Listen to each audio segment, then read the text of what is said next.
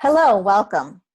The title of today's presentation is Incorporating Anti-Racism Coursework into a Cultural Competency Curriculum. It has been created as a supplement to the presenter's article of the same name published in the Journal of Midwifery and Women's Health at the end of 2016. CEUs are available for this webinar. Interested persons can email equitymidwifery@gmail.com for more information. And those CEUs are available from ACNM and MEEC. And now I would like to introduce our presenters.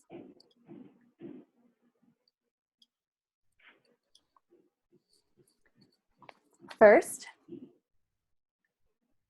Dr. Safiya McCarter, who is a naturopath and a licensed acupuncturist in Washington.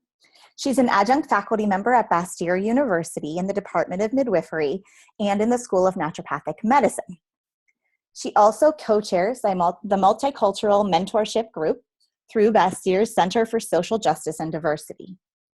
At the beginning of this decade, she worked to incorporate multiculturalism into the naturopathic medicine curriculum at Bastyr.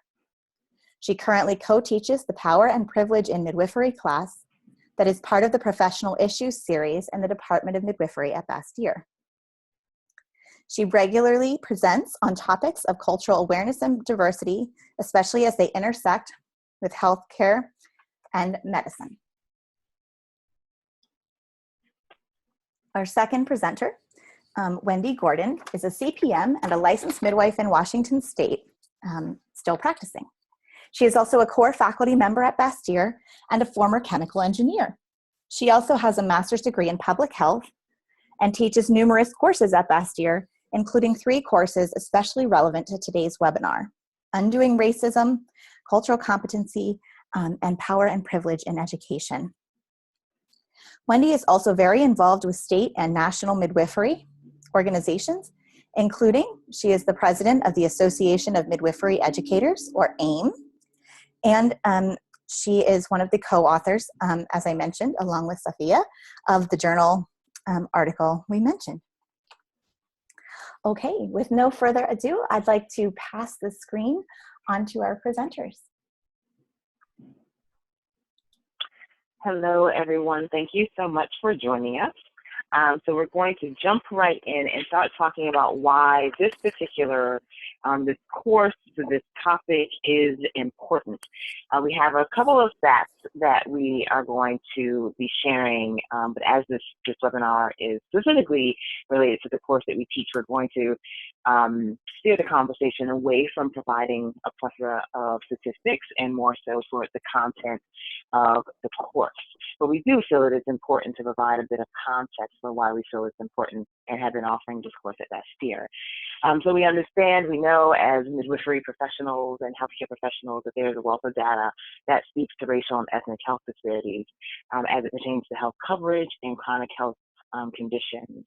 We also understand from this data that people of color across the board have disproportionately worse health outcomes when compared to whites, particularly African Americans and Native American people. So even when factors such as education and socioeconomic status are controlled, these disparities persist. So we're trying to understand why we're taking out these other factors, what remains, and the people that are in these relationships, these therapeutic relationships, are what remains. So how can we influence and change some things within that dynamic that might influence and shift these disparities that we see? So the first graph that we have here is from the CDC's, the National Vital Statistics Reports, through the National Center for Health Statistics, and this is as of August. This was published August 6, 2005, and gives some statistics from the years 2000 to 2013. So here we see we're looking at infant mortality rates by race and Hispanic origin of the mother. So we can see for non-Hispanic whites, the light blue line, for Hispanics, the black line, and non-Hispanic blacks, the turquoise line, all the way at the top.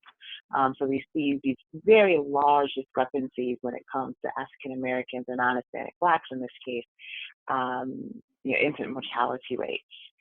If we go to the next graph that we have, it's broken out a bit more. Infant mortality rates by race and ethnic origin of the mother again is broken out a bit more. We see different ethnic groups here, and there, in some groups, the discrepancy is, there's been some improvement, let's say. Slight improvements, but still we see higher numbers of infant mortality in people of color in comparison to non-Hispanic whites.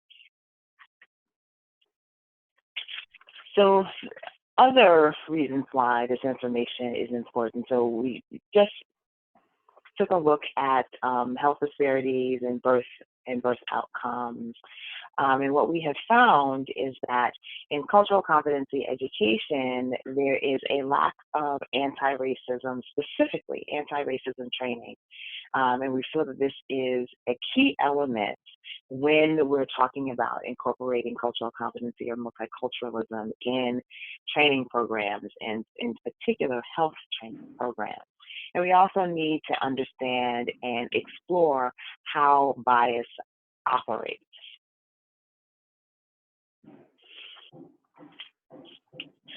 So we have here, just to illustrate the point about bias, this is a quote from an article written by a medical student. The title of the article was "A Silent Curriculum," and I'll just read this quote from the article. It says, "In doctoring small groups, we avidly discuss the association between poor health outcomes and poverty, but less enthusiastically talked about why standards of care are still not met for Black patients with chest pain. As soon as racism was mentioned, conversations fizzled, highlighting the palpable discomfort in the room."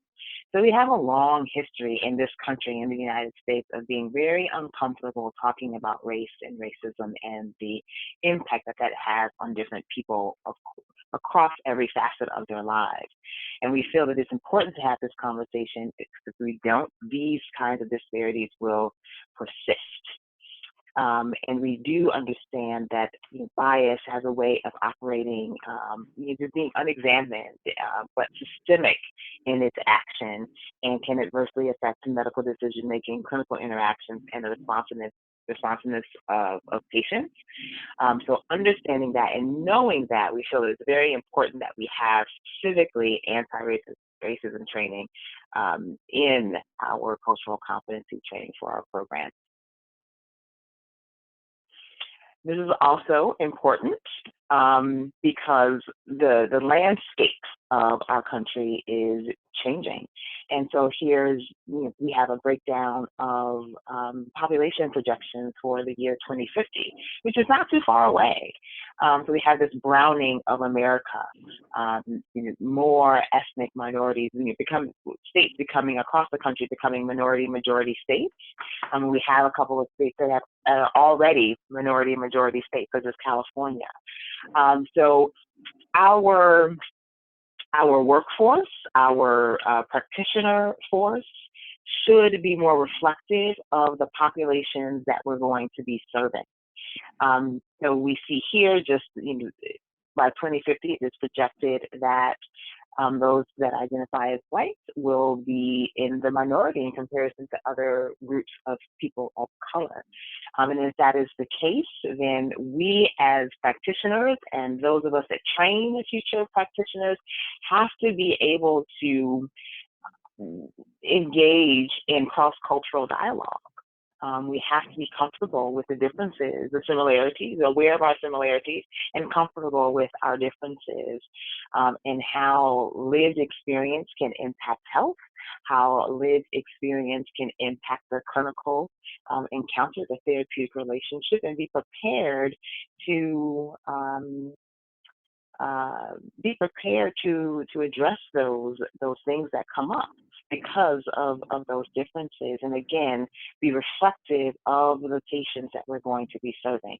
So all of these things, including a number of other reasons, are why we feel that it is very important that we have this kind of content in this class, in the curriculum for midwifery future midwives.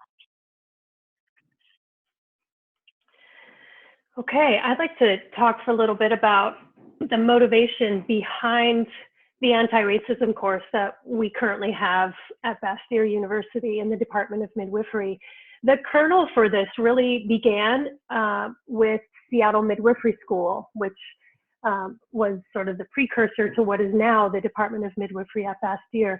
So for many years before we joined Bastyr, students had brought up incidents of racism to the administration. Sometimes there had been charged conversations in the classroom. Some had mentioned the white dominant curriculum that was being taught, and that there were some unexamined assumptions and biases on the part of the faculty, the administration, the student body, and these student complaints eventually made enough of a noise that the leadership hired a team of consultants. They were outside consultants, and they conducted a cross-sectional assessment of the organization. They interviewed students, faculty, administration, and the board. And what they found were several things. They found that students of color were feeling isolated in the program.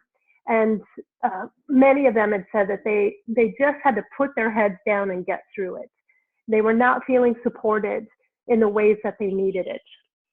The consultants also found that faculty and administration were largely unequipped or skilled to navigate the charged conversations that were happening in the classroom. And they were more likely to sort of sweep it under the rug and attempt to just sort of move on without addressing it at all. The midwifery program is also a very challenging program, and students of color in the program were enduring an additional burden of having to deal with racism in both subtle and overt ways throughout the course of the 3-year program. And culture and race were not being addressed at all in the curriculum. Only white dominant norms were being presented. At this time, I was teaching a few courses in the curriculum, and I just finished my master's in public health with a focus on health disparities. And I had taken a cultural competency course in my MPH program and thought, you know, we can address this need. I can put together a cultural competency course, much like the one I had taken, and we'll deliver that in our curriculum. So I did that. I taught the course, but unfortunately, I had not yet done my own examination of my biases and my stereotypes. So I inadvertently further entrenched these with my students in the way that the course was constructed and taught. And students asked in both the classroom and in the course evaluations, why aren't we talking about white privilege? Why aren't we talking about racism? You can't really talk about cultural competency without bringing up the power dynamics of race in our society. Why aren't we talking about this? And because I hadn't done my own examination, you know, my response was, well, you know, this is only a 2-credit course, and that's a big topic, and we can't really do that justice here. So, and I heard about it in the course evaluations. It was clear that this was not going to fly. It was about this time that Seattle Midwifery School merged with Bastyr University. We had more resources available to us, and so we put together some anti-racism workshops. We had speakers come and talk at faculty meetings, and we also had workshops for our students because they were asking for it. And what we learned from the students was a weekend workshop was not enough. It didn't allow them to go in depth enough to induce the awareness and the change that was needed. It sort of touched on some things, and being only a weekend or a day here and a day there really sort of allowed students to sort of say they did it and then go back to the way that they've always done things. And that was not enough. So again, after feedback from the students that like, we need more time, we need more depth, we created a whole course that spanned an entire quarter out of the workshop materials. And we delivered this to the students. I was able to teach this, or I guess the better word is facilitate it, because I learned as much as the students probably did as we went through this. And so having the quarter-long, 12-week course made a profound difference to the students. It was incredible, the difference, and the just marinating in the material through the course of a whole quarter really was able to have a shift made for the students. And after this first quarter of the course, where I was learning right alongside the students demanded that the faculty take the course. And so we developed a version for the faculty as well. And all of the midwifery faculty at Bastyr University have taken it, as well as some of the faculty in other departments at Bastyr.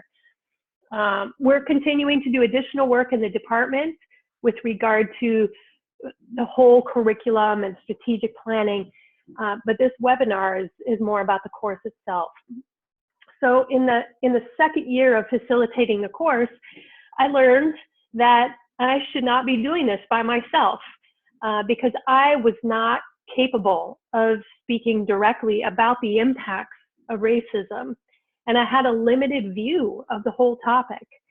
I was not equipped at all to support students of color who were taking the course. And the course had largely been designed for white students. It was at that point that I realized I needed help, and I needed something that I couldn't learn myself, because as a white person, I will never experience racism. So I'm entirely grateful that Dr. McCarter had agreed to facilitate this course with me. And we have now been co-teaching it for 4 years together. And it's different every year. And we continue to grow. And it's really an amazing thing to be able to do this together. So with that, I'm going to hand it back to Dr. McCarter, and she'll talk about how we frame the course.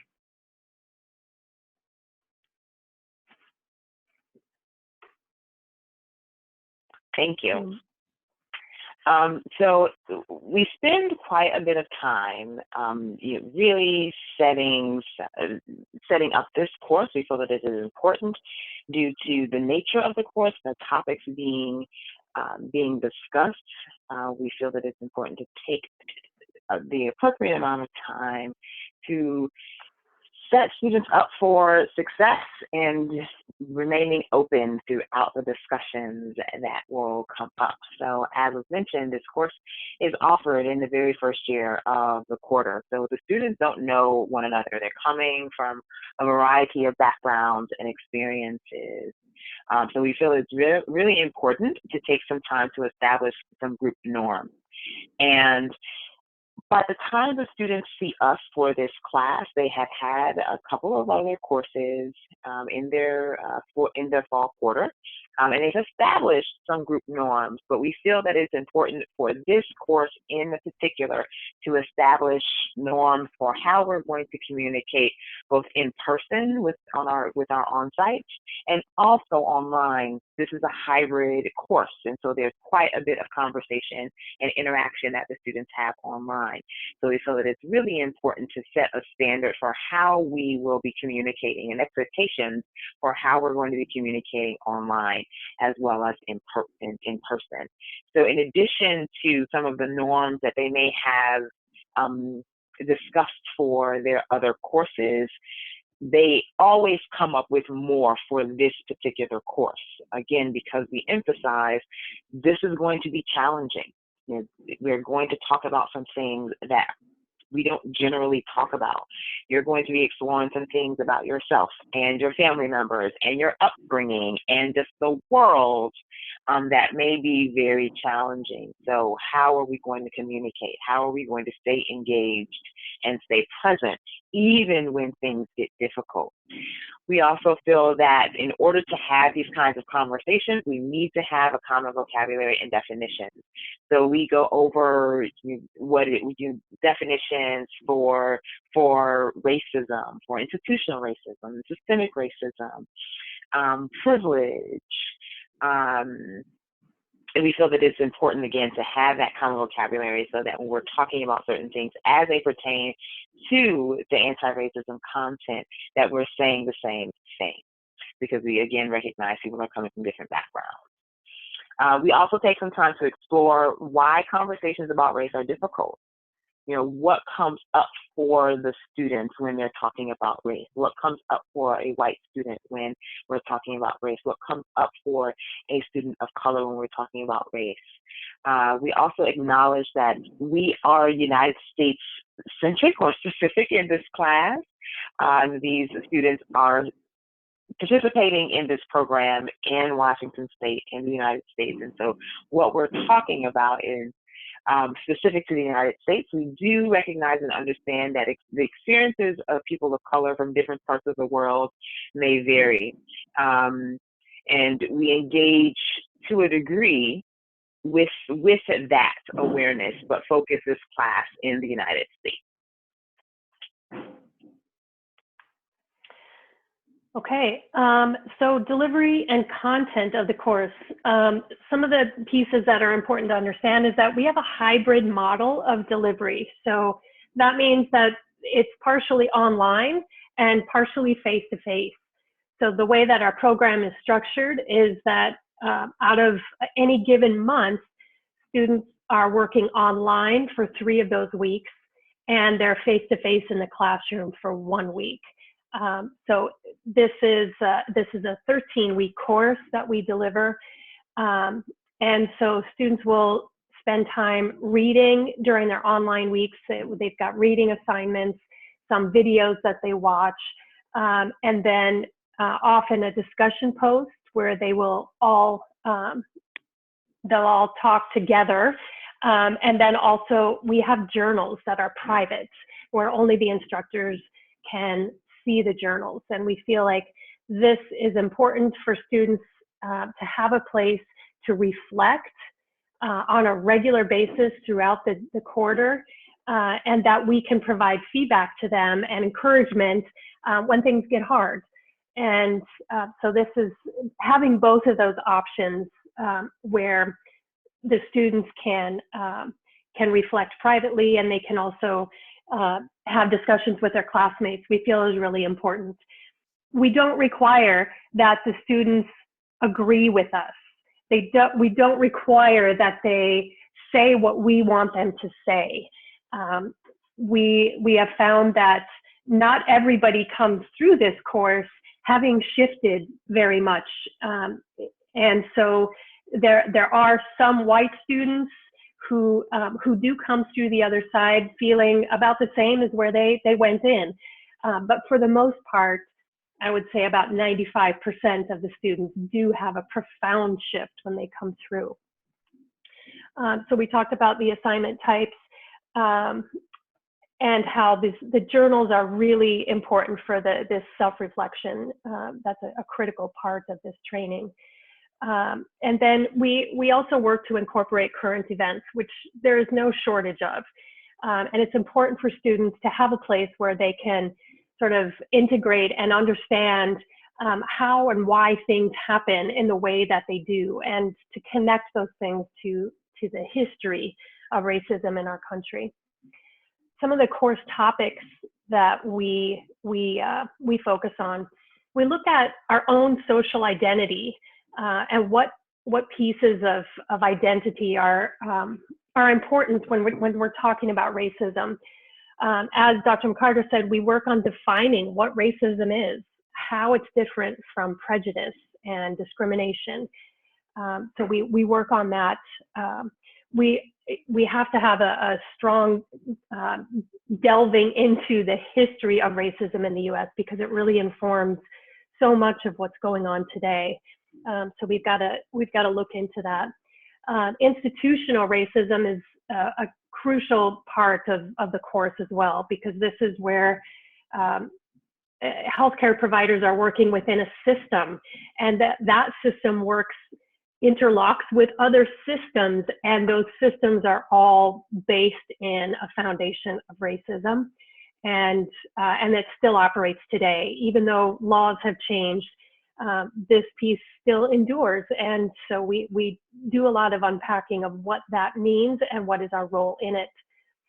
We spend a lot of time talking about privilege.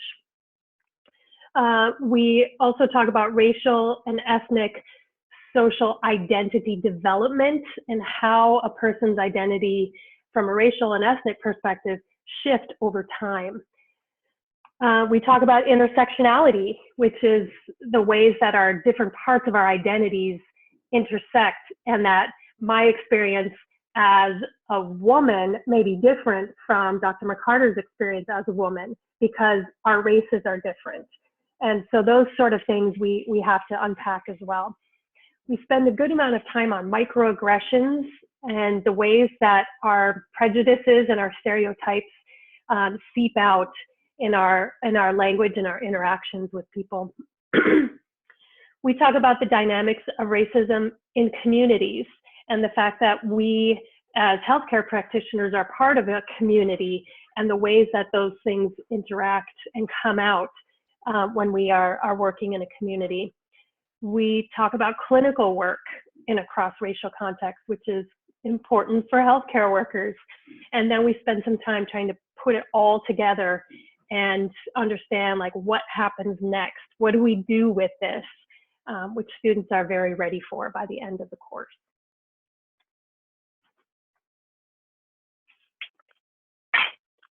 So I'm going to talk just a little bit about facilitating the course. But before I do that, there was one other point that I wanted to make about framing the course and the importance of offering this course in the first quarter of the first year for midwifery students. It really serves the information that we cover in this course and the experience, the transformative experience of the students during this quarter really sets the framework and foundation for the work that they're going to do throughout the program. So they're looking at things through a different lens as they're going through the remainder of their midwifery, their years in the program. That's in a very intentional and important way. So they're looking at research differently. They're looking at how studies are formed, the participants that are being used, and they're analyzing the data in a slightly different way, which we think is really important. So having this course in the beginning really shifts how they look at what they're learning for the rest of their time in the midwifery program. So facilitating the course. It is important, again, because of the content of the course that we're going over and the challenges that come up with some of the topics. It's important for us to be able, as facilitators, to hold that space. There are tears sometimes. There is anger at times. And we have to, Wendy and I have to be able to manage that. And we allow a certain level of flexibility so that we can hold that space so that folks can process the feelings that are coming up for them in that moment. We will slow down and take the time to really unpack what is going on for individuals or for a number of students. And we feel that is really important. And we also make ourselves, if we're not able to, if we're limited, let's say, by time, we will save some time at the end of class. We will make ourselves available at other times and also at the very end of the class to further help folks with the processing that they have to do. So on the part of the facilitators, it's important that we have a certain set of skills and a level of comfort when it comes to talking about race and racism, and our ability to navigate really charged discussions so that we don't cause more harm to the participants in the process. So we have to do our own work. We have to continuously be involved in anti-racism work. We understand how internalized racial inferiority can show up for people of color. So I have to deal with that as a person of color. Internalized racial superiority, on the part of white folks. So that's something that Wendy has to work through. And how we have, through our own lived experiences, dealt with some of the very same issues and experiences that we're talking about in our class. And that some of our students may experience. So we feel it's very important for us to do that work so that we can then go back and usher other folks through that process. As I mentioned a little bit earlier, we try to allow some time for closure, for process and closure. We think that it's really important. So at the end of every class, when we're together on our on-sites, we reserve the last 15 or so minutes just for some closure, to check in with everyone. How are we feeling? How have these things landed for you? What are you thinking in this moment? What has been tough? What did you know? What is new?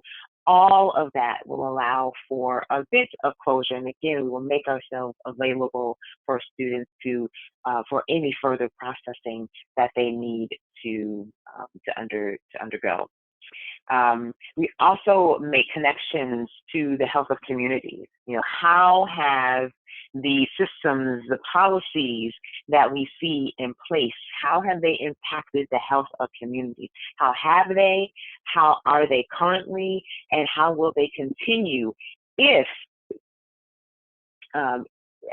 we continue to exist in this state of not talking about race and racism, if we continue to not try to transform ourselves and deal and acknowledge and deal with the biases that we may have? How might that impact the health of the communities that we want to work with and that we're providing services for? We also feel that it's really important that we provide some historical context. So these behaviors, ideas, policies, systems that are in place do not exist in a vacuum. They did not just start today. They also have a history. So where did they come from? So we take some time and we go back in time to see how some of these things that are in place today, where they came from and how they have been able to persist over time and how they show up in present day. So with this foundation of our Power and Privilege course, in the first quarter of the first year, as Dr. McCarter said, we now have an entirely different experience in our Cultural Competency course. And so what we've been able to do with this foundation is we've been able to sort of make a shift from in the Cultural Competency course on how we approach the concept of cultural competency. So we now spend a lot of time in self-reflection in the Cultural Competency course.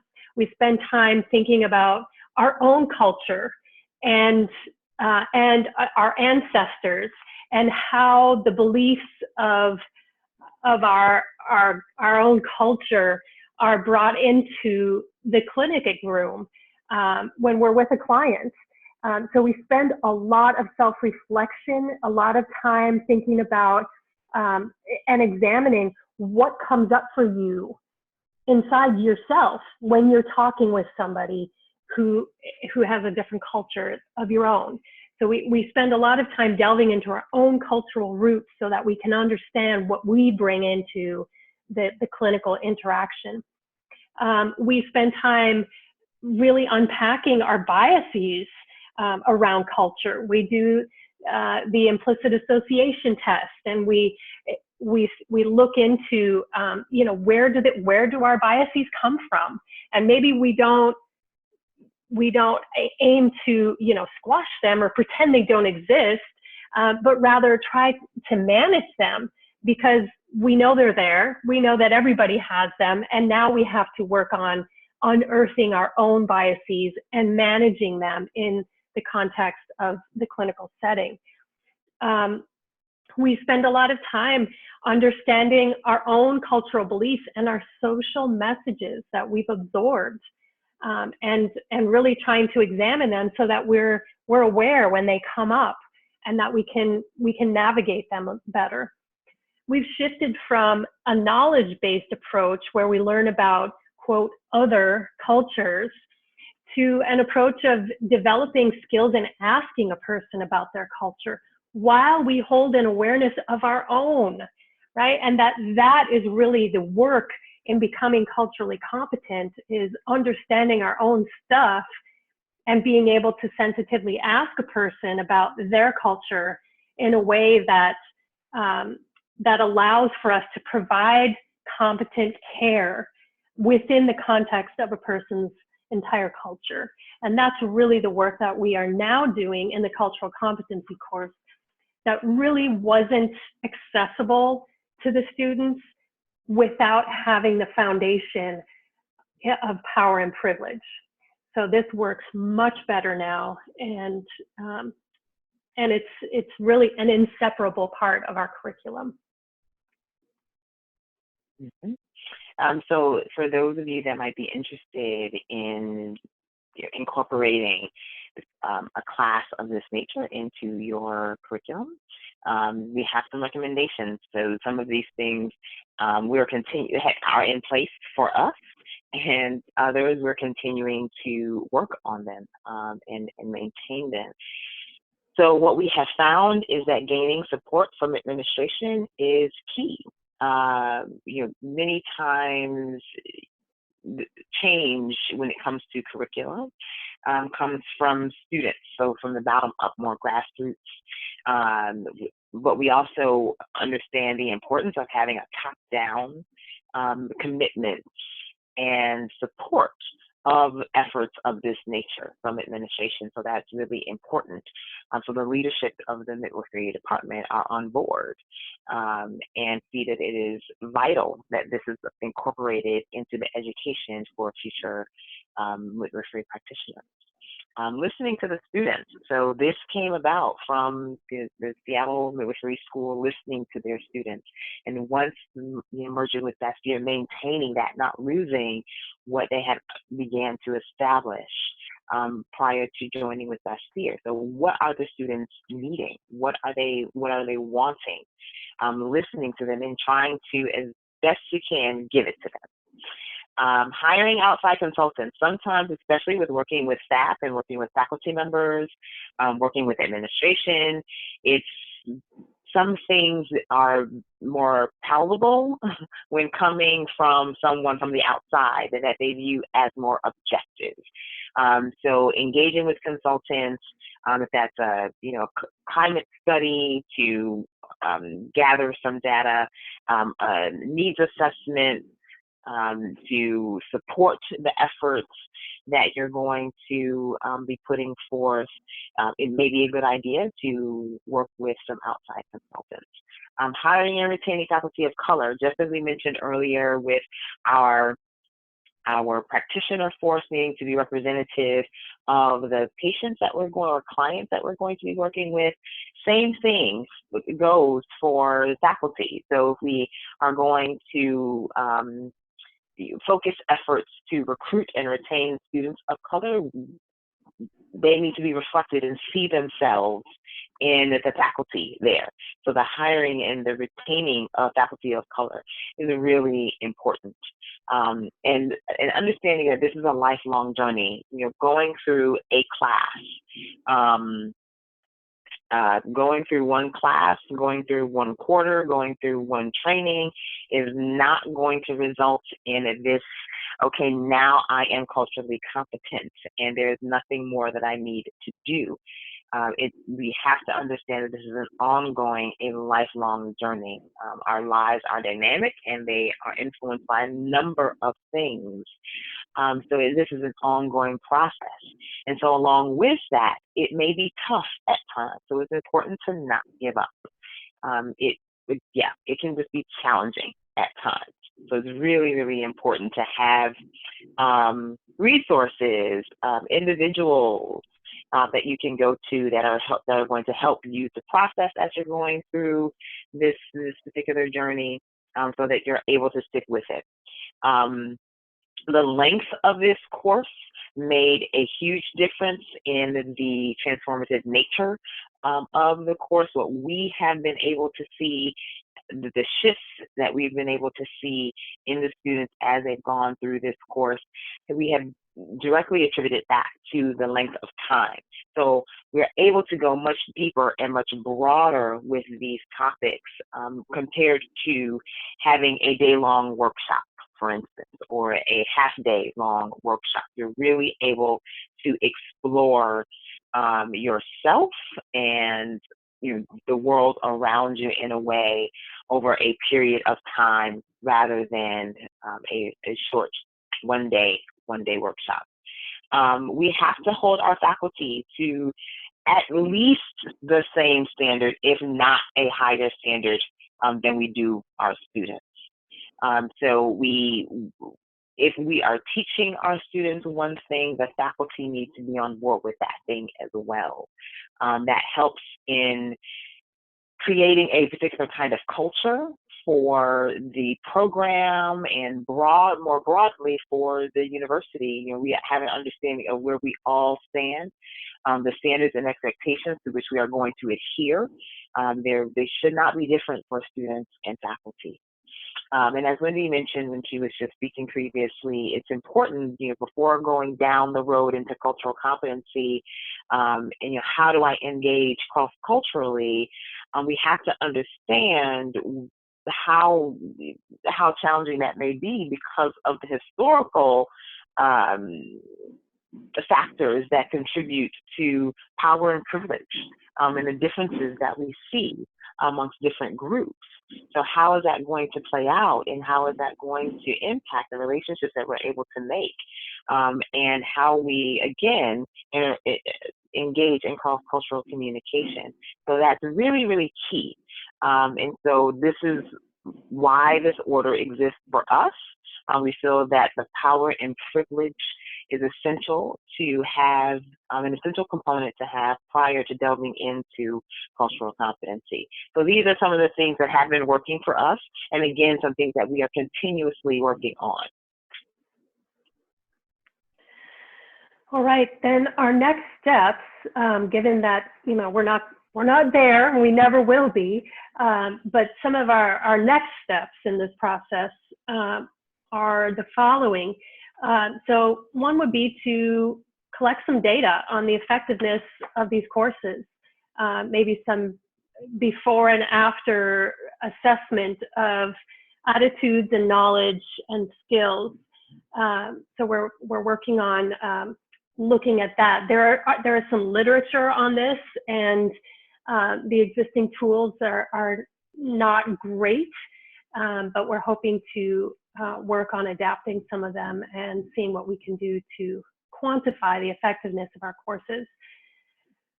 We're considering the need for some parallel tracks. So the Power and Privilege course was really designed for white students in midwifery, and there's very little in this course that students of color don't already know and live on a daily basis. So what we have found is that the students of color in the course often spend a lot of time kind of witnessing the process of white students who are waking up, going through predictable stages of guilt and shame, and crying a lot. And it can be challenging for students of color to have to bear witness to that. And so we've been thinking about the potential for a parallel track through the Power and Privilege course, where students of color can focus more on healing from racism and discrimination and all of these things, where white students are waking up to it. So that's something that we're putting a lot of thought into these days. We're continuing to work on integrating race and culture throughout the curriculum in meaningful ways, not just, you know, making somebody in a case presentation Hispanic, for example. We need to do this in a meaningful way so that students are actually learning something and being able to integrate elements of a person's culture into the care that they provide.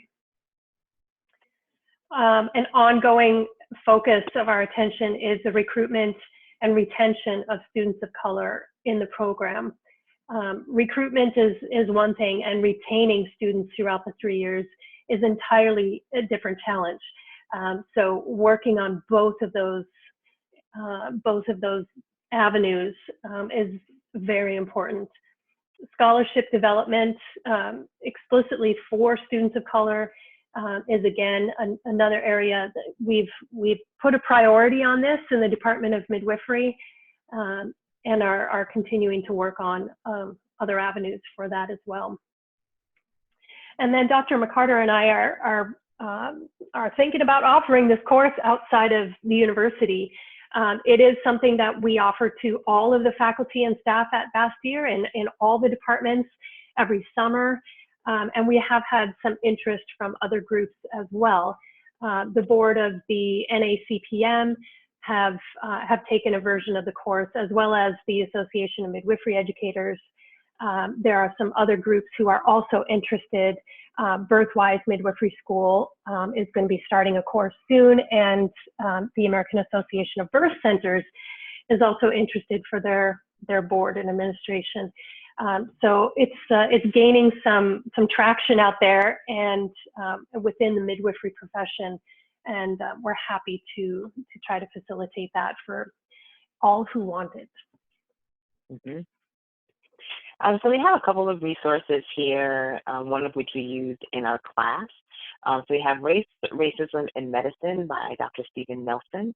It's a video of a presentation. I was first introduced to Dr. Nelson at a conference that I attended. It's a national conference on race and ethnicity in American higher education, also known as In the Core. So I saw him at this conference in 2016 and was able to find a video of him giving this presentation at a different conference. And incredibly informative, and also, again, just broadening this conversation and, you know, just engaging people, you know, how do racism impact the clinical encounter, clinical outcomes, health outcomes. So a fantastic video of some of his work that he's doing. And then Danger of a Single Story, just explores how our ideas are formed based on exposure, whether that be primarily limited exposure, so the ideas that we come up with about the different people, different groups of people based on oftentimes limited exposure. So we feel that it's a fantastic, it's a brief video, a TED Talk actually by author Germán Ngozi. Absolutely fantastic, short and to the point, and really thought-provoking. So these are just a couple in addition to some other conferences that I believe will be made available to you all, again, as resources for how you can gain more information, more training, and ideas for things that you can do at your respective institutions and universities. All right. And with that, Kristen, do we have any questions? Yes, we do have some questions that have come in. The first that came in, I'll just do them basically in order, all that we can get to in our time. Is from Audrey Levine. She said she's concerned about the emotional experience of students of color present in class when white students are processing their emotions, as you mentioned, and unlearning and learning about racism, some of them for the first time. You did mention some suggestions for mitigating that. Is there anything else that you think might be done or that you recommend?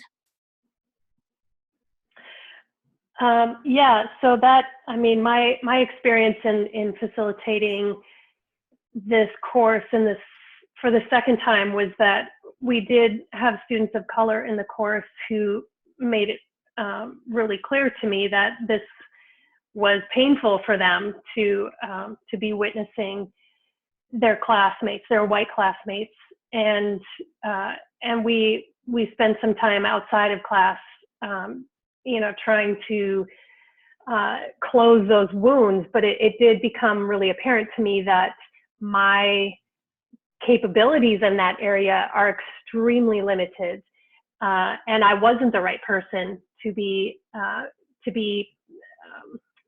facilitating their journey through the healing process that needed to happen even after the wounds were opened in the course.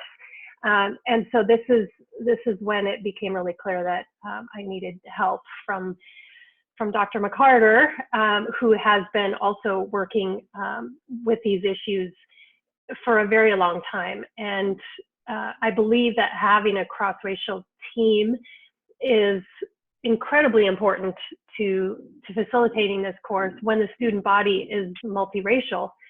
And then also the idea of having parallel tracks and moving through the course to meet those different needs is something that we're spending some time thinking about how that might manifest. Dr. McCarter, you want to add to that? Yeah, I would say, we're lucky in that Wendy and I are there. And, we are a cross-racial team that can provide this experience for students and support them in ways based on our background and strengths. That may not be possible at other universities to have two people, a cross-racial team in the classroom. So reaching out, if it's not possible, although I think it's highly recommended in doing a class of this nature to have a cross-racial team. But if that is not possible, who else in your organization or institution can provide that support? Who can students be directed to? So thinking about that in the cases where two people cannot be in the classroom together. Great, thank you. The next question is from Judy. How can I, as a teacher, a faculty member, prepare myself to teach classes like these? As an educator, I would need more training before I could be prepared to take on this role. Mm-hmm. Yeah. I mean, there are a number, we're more aware, Wendy and I are more aware of some of the organizations that offer training in this area locally. There's the People's Institute of Northwest. The conference that I mentioned, the National Conference on Race and Ethnicity in American Higher Education, or NCORE, that happens every year in the spring. It's coming up this year, May 27th, May 29th through June 2nd, or June 1st. I'm sorry. No, June 1st. I'm sorry, I'm looking at my calendar. So that happens every year around the same time, late May, early June. Let's see. And we have Cultures Connecting here in Washington State as well. So seeking out, there are those kinds of organizations in your area that might be able to provide you with the resources and the training. And then there are a number of conferences that take place locally and regionally and nationally. Wendy, do you have others that you would recommend? Yeah, the White Privilege Conference is also a spectacular conference that happens every year and travels around different parts of the country. Usually, I believe it's in the spring. That is it's a mind-blowing conference, and they usually have tracks for beginner and intermediate and advanced, sort of where you think you are on the spectrum of learning. And so there's sessions over the span of that conference to meet all kinds of needs.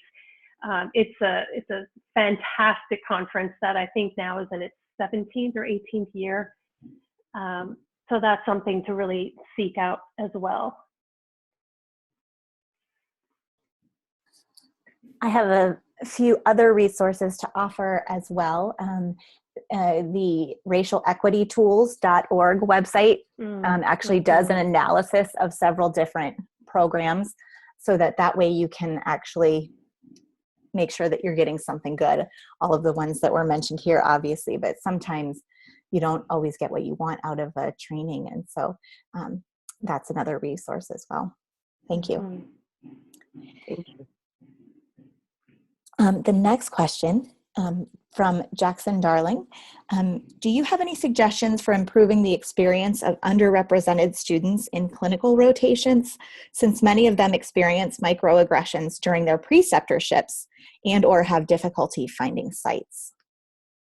Yeah, that is an ongoing problem, certainly in the profession of midwifery, and probably with many other professions as well, who rely on mentorship and preceptorship as part of the training process. I definitely recognize what you're saying, Jackson, about this in many different areas of identity and representation, and it is an ongoing issue. And certainly at Bastyr, we're working on that as well. But there sort of seems to be a lack of options for training in this. There are some modules that have been put together by the Association of Midwifery Educators that are video modules that you can get CEUs for on the website. And certainly we've offered some sessions at conferences as well, like the MANA conference. But there isn't anything right now that I'm aware of that sort of offers this deep dive into training for preceptors. And so that's certainly on our agenda. And the logistics of that are much more challenging, I think, than it is with faculty who are sort of all present. But that's something that we're aware of and definitely working on our side.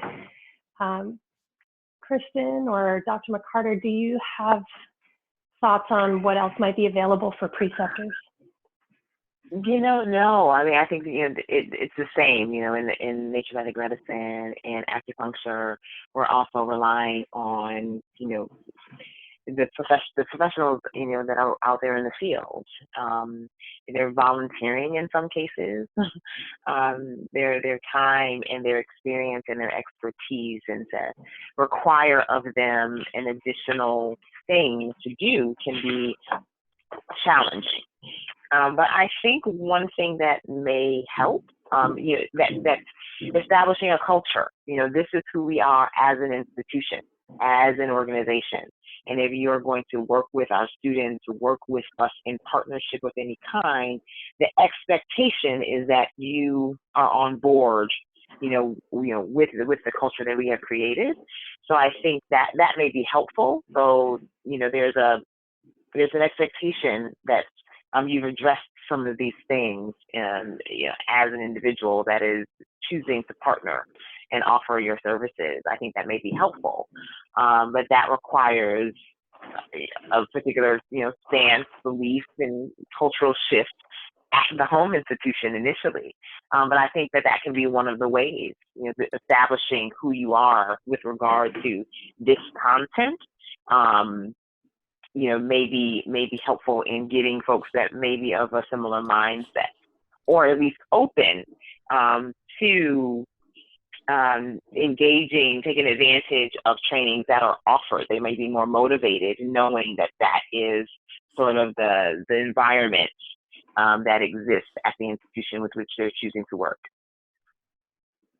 Yeah, and I would say also to identify the preceptors that perhaps are not open to that understanding and awareness, and if at all possible, to not place students in those sites. Certainly, students who might actually be harmed from being in those sites. I know that preceptors are a scarce commodity for a lot of training programs, precisely for the reasons that Dr. McCarter just mentioned. They're often doing it as volunteers, and it may make it actually harder for them to run their practice with students. So there may be people who are just not going to engage in further training in this area, and students from marginalized communities should not be placed in those sites. Absolutely. We, as part of this webinar series in November, we will be offering a 90-minute webinar on this topic, infusing equity and diversity into clinical teaching. So that's a start.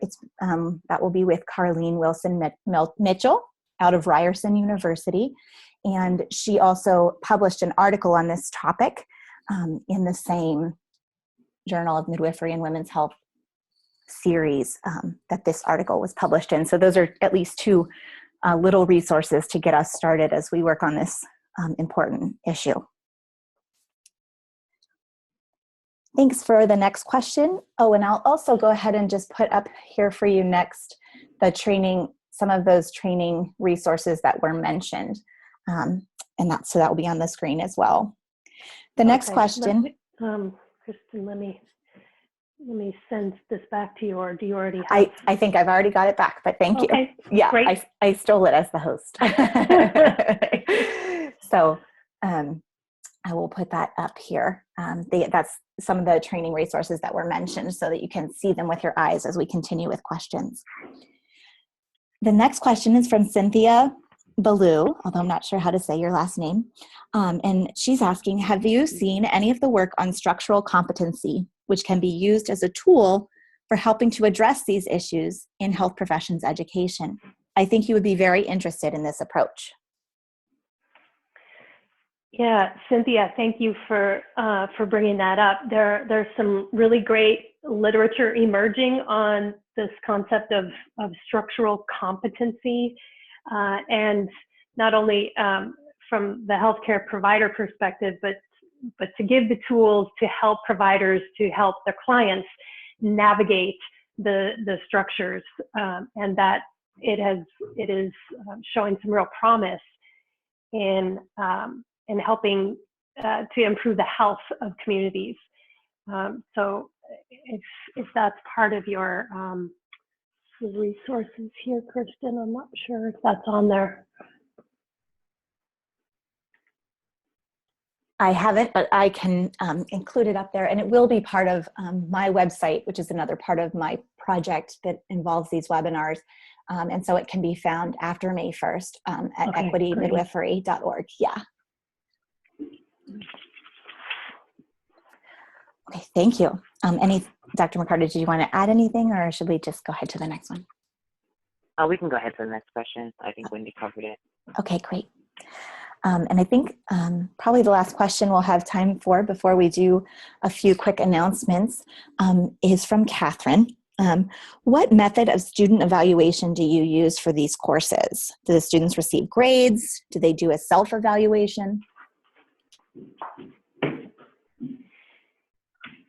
Yeah, so it's what we have decided to do with that is to really sort of grade it on more of a pass-fail basis, where if the students do the assignment, then they get full points for it. We're not grading their discussion posts or their journals with regard to the content of what they're thinking about, or we've set the expectation for reflection and what we expect reflection to entail, but we're not grading their thoughts. It's not something that we feel like we can say, well, that's an 80% thought. That's not the point of this. We do expect that they're engaging in honest and earnest self-reflection, and participating in the activities of the course. but we don't grade them on a scale. Right. And while we're not grading their thoughts, their process, we are closely monitoring that. So if we see things in their journals if we read things in their journal posts that we feel we need to address, that we need to provide supplemental information on, then we will do that. If there are concepts that seem to be a bit more challenging, you're not quite grasping them, then maybe that will then influence the conversation that we have, or we may pose some questions or post a response to some of the things that are coming up in the conversations that are going on online, in addition that they're having with one another, and in addition to that, in their journal. So we are not grading. How can we grade someone's competency? With regard to this, how can we grade someone's transformation? But we do monitor it, and if we find that there may be a gap, or there may be something that is missing on their part as far as comprehension, then we definitely will address that.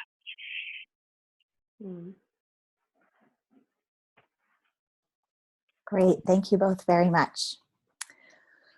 Well, I apologize, there's a few more questions that we aren't going to be able to have time to get to in our time today.